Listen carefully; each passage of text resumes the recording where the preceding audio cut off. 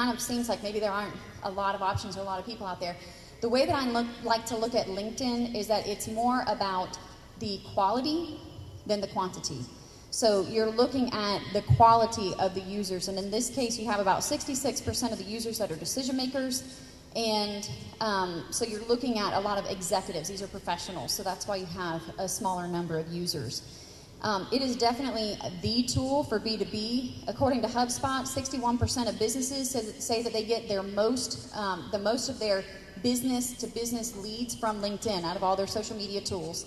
And in terms of visit-to-lead conversion rates, HubSpot ranks LinkedIn at 4 times as much as Twitter and 7 times as high as Facebook for generating the B2B visit-to-lead conversions. So, fantastic tool for that. Earlier I talked about SEO. So we all know that SEO is keyword driven. There are a couple of different areas in which you want to add keywords to your LinkedIn personal profile. 5 specific areas. We'll look at the headline specifically. Also, your current work experience and past work experience. The past work experience is kind of one of those areas that people like to skip on LinkedIn. Basically, they want to kind of skip over that and not provide any information, but it's important to incorporate keywords in that area. And then also your summary, which is essentially your bio. Sometimes that's an area where people tend to skip over as well. And then finally, specialties, which is a subsection of summary, and that is a section that's indexed by Google. It's important when you're creating your content for your profile to lead with keywords. Basically, your top 40 to 60 characters matter the most. So you want to make sure that those first 40 to 60 characters have that keyword in there. So again, we all know how to craft messages probably, but think about crafting that message with that first 40 to 60 characters having those keywords that are of interest. In terms of SEO and optimization, we'll be looking at the public profile a little bit more specifically, but this is the number one thing that you can do on your LinkedIn account in terms of SEO. How many of you know that you have a public profile? For sure. Okay, good. So you definitely want to take the opportunity to do this. Make as much information visible as possible because that gives as much information as possible to Google. So that's the public profile. We'll be looking at that here specifically in a second in terms of content. Also, you want to link your profile to your website or your blog, or both. You have the option to link to 3 different websites from your LinkedIn profile. This is important because LinkedIn provides follow-through links. So basically, you get the benefit for your LinkedIn profile by being connected to existing web content, but it also helps those websites and blogs that you're pointing to because you're getting that feed there from LinkedIn. So it will actually help to improve the SEO for those sites as well. Again, remember that Google reads from top to bottom and from left to right, which I think I did that right for you guys. I'm doing the opposite. But it's important to remember to put your most important information at the top. So because that's how Google's going to read your profiles from top to bottom. And then also take the time to complete the skills section. How many of you have done that? Skills section. Okay, it's mattering. There's actually a new little kind of beta tool that LinkedIn is launching that helps you to search through skills as well.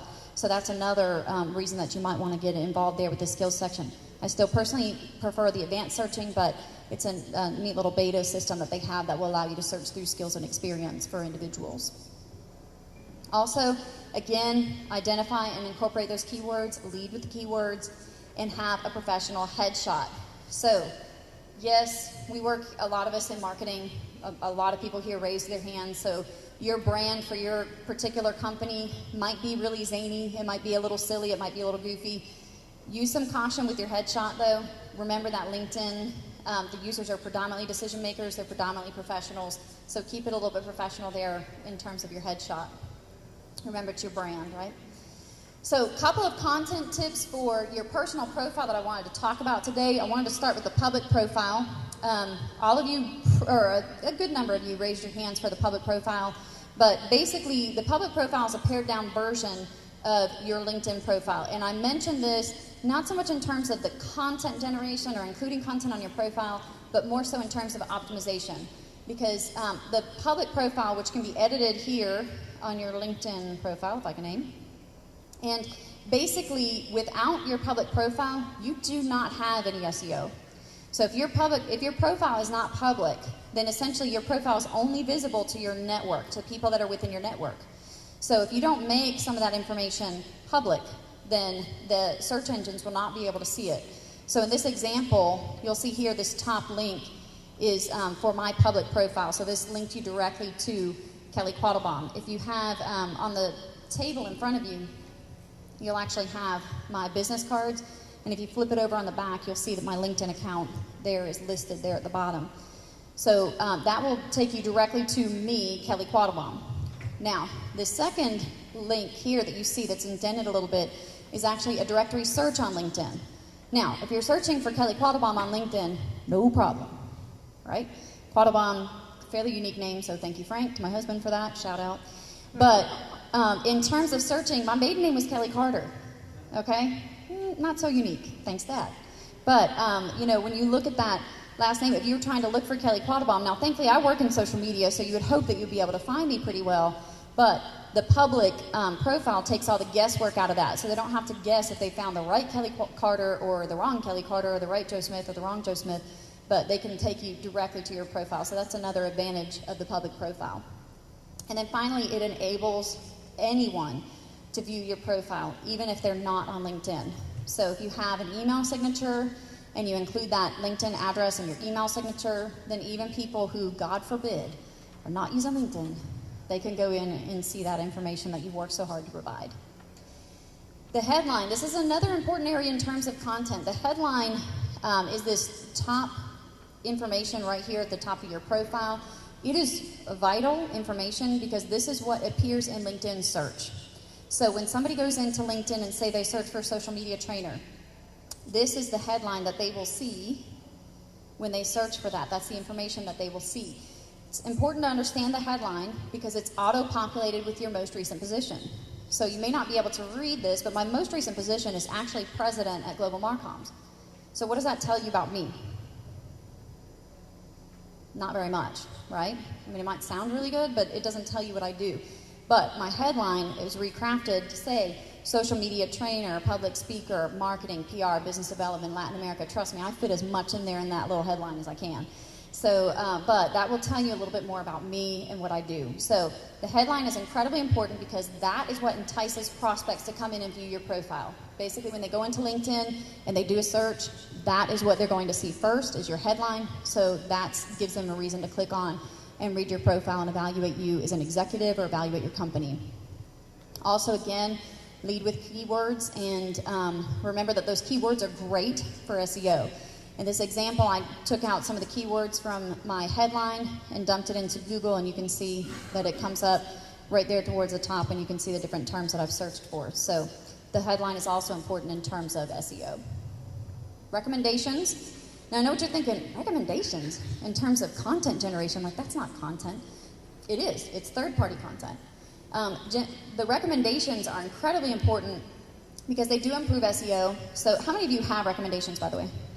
Okay, good. To be expected. So with recommendations, basically, if someone's searching for, in this case, social media trainer, and I have 71 recommendations, and they're searching in Atlanta, and the next person has 10 recommendations or 20 recommendations, I'll come up higher based on the number of recommendations that I have, and also based on my proximity to them in terms of their network, so how we're connected. Recommendations are great because they add credibility. So basically, this is a third-party person saying how good you are at what you do. So that's something that you really can't recreate. You can't talk about in your summary how great you are and allow that to be communicated as strongly as somebody else saying how great you are, right? It also is important in terms of visibility because it appears on your contact's profile. So when that individual, your connection, they do have to be a connection, writes you that recommendation, it will appear on their profile and also in their status updates.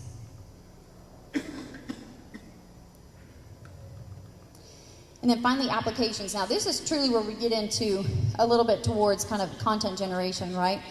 Applications are available on LinkedIn. There are a ton of different applications that you can look at, but I wanted to mention a few in particular. One is the blog. If you already have, how many of you have personal blogs, by the way? Okay, so a couple of bloggers out there. So you can embed your WordPress blog or your Typepad blog through BlogLink. on your profile. So this is great because basically you've already taken the time to write that blog information anyway, so you already have the content out there. Using that WordPress application will actually embed that information into your profile so people can read the headline for your most recent post, and then it can also read the first couple of lines for that post as well. So WordPress is a fantastic application for that. Events is another really neat application. This is kind of different type of content. Basically, this is a way to list maybe some of the webinars or lunch and learns or teleseminars that your companies might be providing. You can go into LinkedIn, find those events. If they're public events, find them on LinkedIn, say that you're attending, and that information will then be embedded into your profile. So it's another way to kind of market your company, but also to provide valuable information back to your network. So if you do a lot of networking in Atlanta, and maybe you see a Metro Atlanta Business Network event or something, and you decide that you want to attend that, if you attend that on LinkedIn and say that you're attending it, it will let your network know about some of the really cool events that are coming up in the Atlanta area. SlideShare is one of my personal favorites.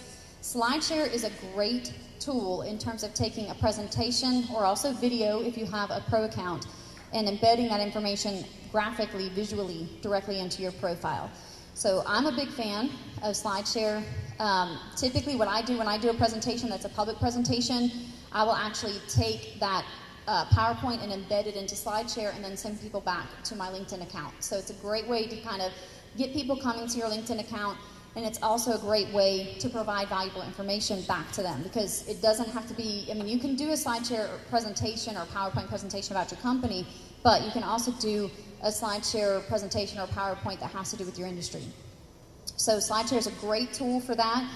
In this case, this particular presentation, these slides won't be available on my LinkedIn account, but Digital Summit will make them available to you after the conference. So make sure that you look for that if you want to get copies of the slides. And quick shout out to David Grubb with Zumba TV, who's also providing video coverage for this session. So if you want to go back and see the video, you can see that at zumba.tv, and that's ZOONBA.tv. And you can see the video coverage for this as well.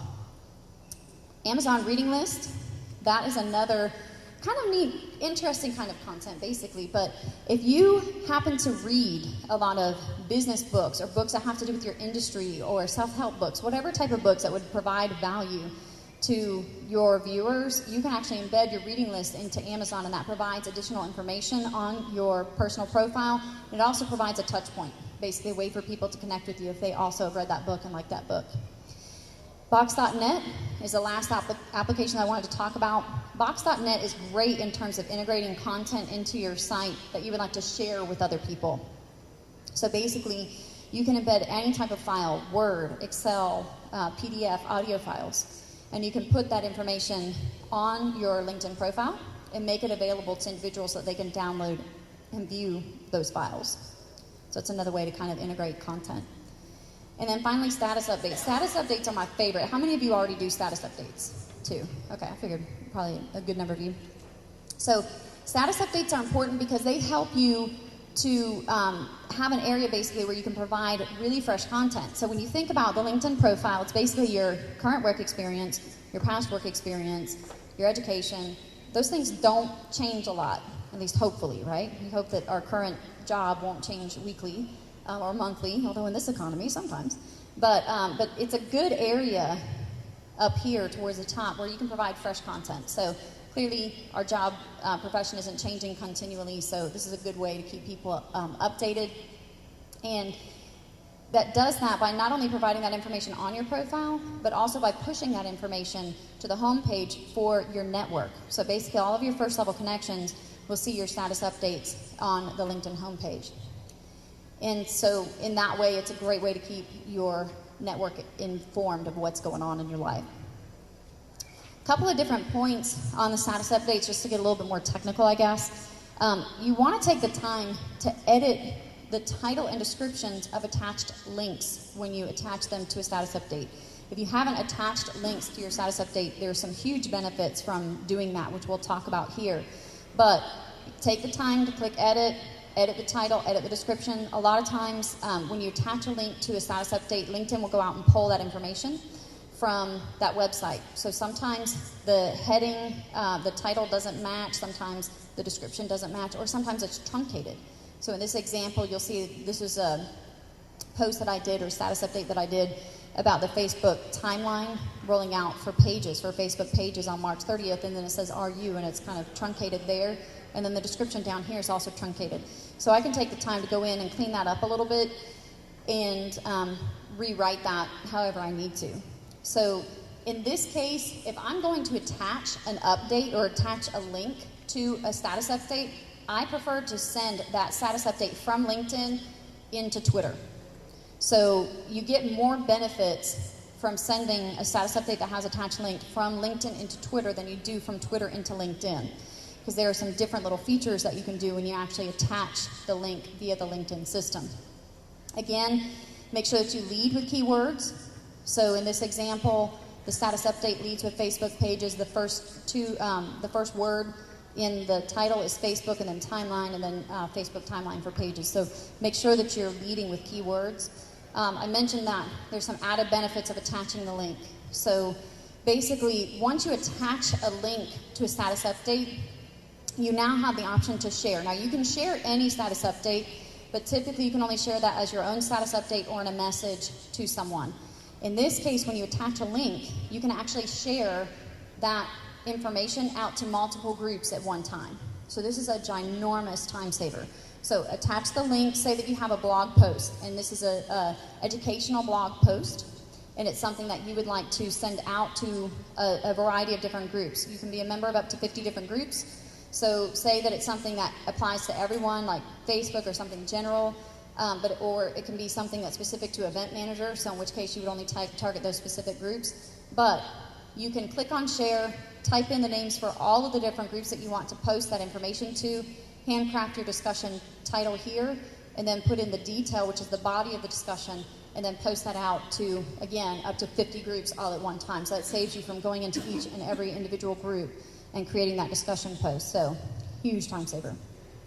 Another thing that you can do with your status updates is to attach video. This is a great way to personalize your profile, and this works for company profiles as well.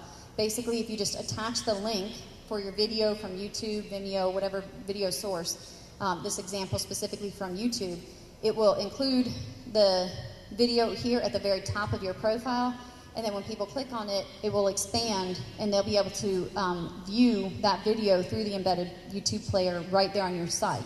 So they're not being pushed off to other websites. They're actually staying right there on your profile and watching that video. So it's a great way, again, to kind of add a little bit of life into your profile, and you can do this with company pages as well. You can also embed video via the SlideShare Pro account. But again, that's going to be buried down in your profile a little bit further, and that's a paid account. And for me, I really think having it up top and center is great, especially given that video is kind of the way of the future in terms of communication. We're moving towards video and towards moving graphics. So great way to include video in your profile. LinkedIn groups. I'm sure, how many of you are members of LinkedIn groups? Probably most of you. Yeah, I just had to ask. It's just in my nature. But basically, you have the option to join not only professional groups, but also social groups. Sometimes, especially with LinkedIn being such a professional tool, we tend to kind of neglect the social side sometimes. But when you think about it, as professionals, we connect most closely with one another when we can find something in common. So in my case, my husband and I play pool, and we're actually captains of a pool league. And our team right now is going into upper level tournaments, woohoo! So I'm excited about that. But I actually am a member of the APA pool league there on LinkedIn. It's probably one of the few social groups that I do have. Most of mine are professional. But still, that allows me to provide that extra level of connection with professionals there. You can also, once you go in and join the groups, make sure that you're starting discussions. That's one of the ways that you get noticed there in groups. Those discussions, if they have elected to have either the daily or weekly digest, your information and your lead for your discussion post will be pushed out to the members of that group via email. So it's a great way to kind of get some visibility and take the time to answer questions. So when you go through, look at some of the discussion posts, kind of monitor what's going on every now and then.